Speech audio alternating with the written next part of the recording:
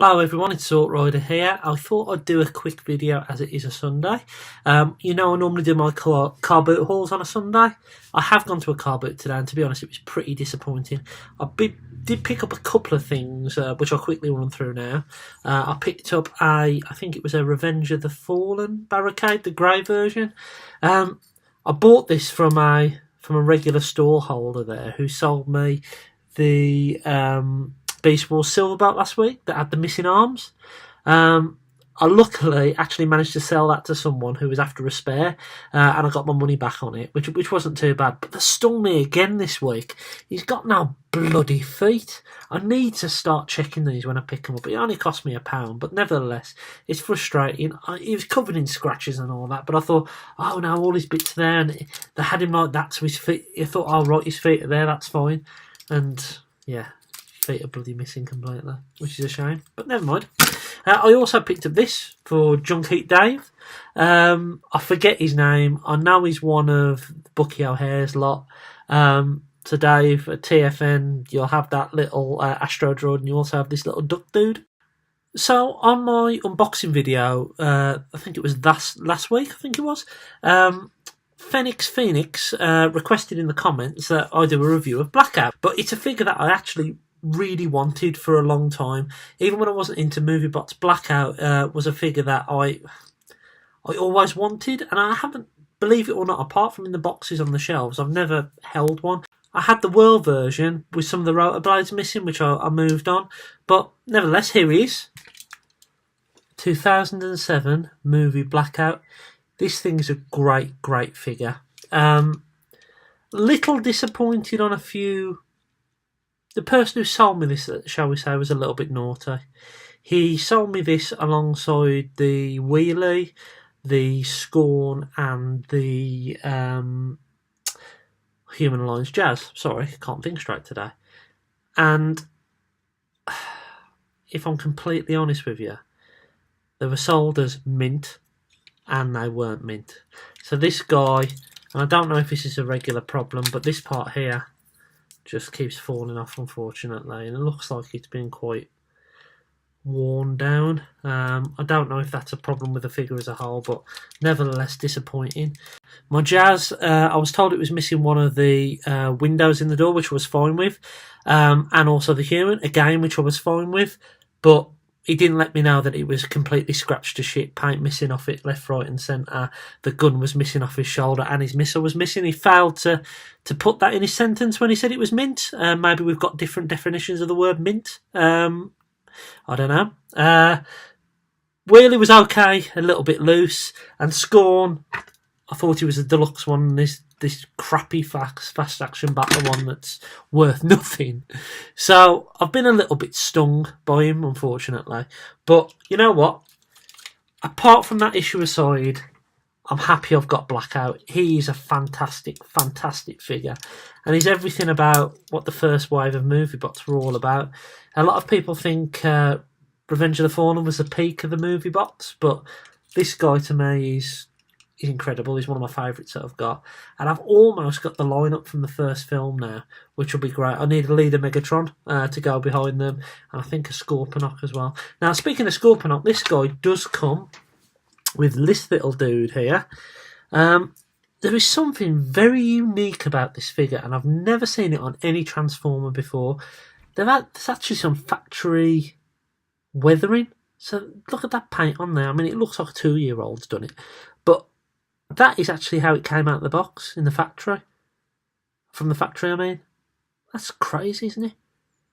I've never seen that on a Transformer. And also, I don't know if you can see this, but you see that there's also weathering all over the body.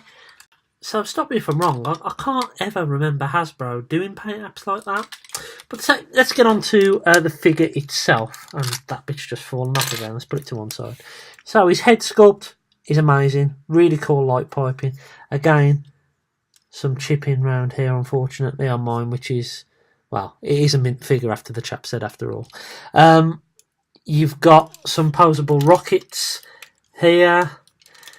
You've got elbows, which bend at 90 degrees. Arms can go up about another 90 degrees. They can't do a full 360 because of this part here. You've got wrists that can go up and down, but they're not on a swivel. Head can move left to right, not really up or down. Legs can go forward. They can go back, but get obstructed here. You've got a bend at the knee, and you've got some posability in the toes up and down. You've also got this part here, which I keep attached to the back, but you can remove this, he says. Fold this down, open this out. I haven't actually done this yet, so you're going to have to bear with me. That becomes his weapon. It doesn't hold it very well, but you can still do the gimmick where you spin this round, which looks okay. He does do this in the films, doesn't he? It's just a bit... Oh dear. It's all going wrong. His hand's in the way. You get the idea. I'm not going to be playing with it that much doing that.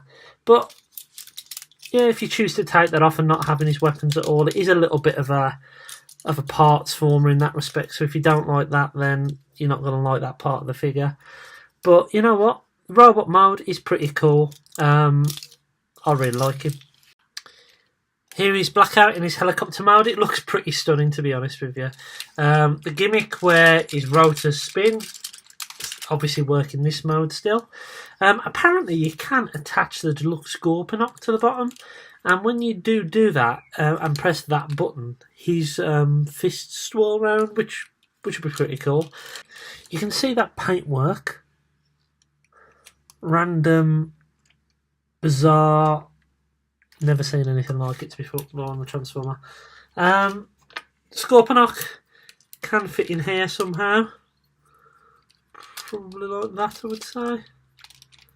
Yep. And when you press this button, Scorponok falls out, and he always actually lands the right way up as well, which is pretty cool. He's a very good figure. If I'm honest with you,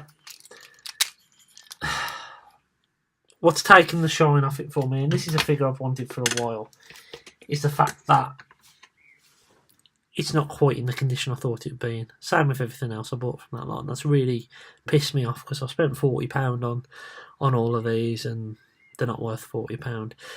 I mean, he's complete. He's loose. That bit's fallen off again. Some bits won't tab together. He looks awesome in robot mode, and that's how I'll be displaying him. I think, yeah, just take care when you're buying stuff from people, especially people who, when you don't buy through eBay and that kind of stuff. This was a gentleman I met through Spock who I'd sold him a few items, and I'd had one item off him before, Generations of Lugnut, and he told me that was mint and complete as well, and it was missing his missile and had a few scratches, and I thought, well, you know what, for 20 quid I'll just let it go. Just be careful.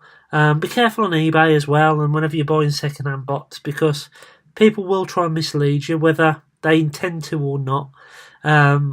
So just be careful when you're buying second-hand bots. I know I'm definitely going to take a step back from buying on eBay because literally, and without actually seeing the item in front of me unless it's new. Because to hold my hands up, I've been stung a little bit the last couple of weeks. What else I've been up to? So I've decided it's my birthday soon, the end of the month, and what tends to happen every couple of years is around my birthday the new Transformers film gets released.